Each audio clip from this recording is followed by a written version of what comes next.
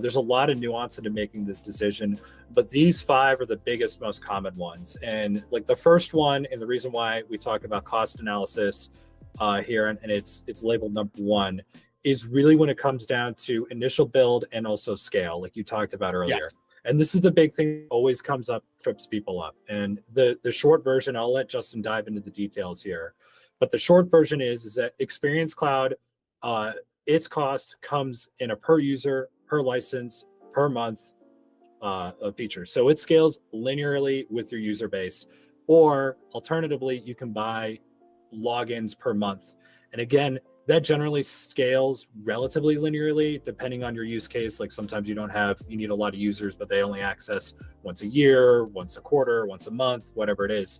And they're not hitting your website or your experience or your portal very often. But that linear scale, it's like the more users you have and or the more they log into your website, the more your cost is. And it's very predictable.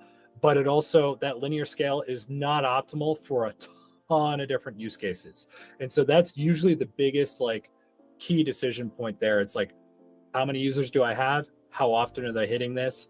How are they interacting with my portal? Are they like on it like my app every day? Are they doing like, these are the business questions that you need to think about. Are they purchasing stuff from it every day, every hour? Are they downloading videos, doing learning management? Is this like, how frequently are they working in initializing this application?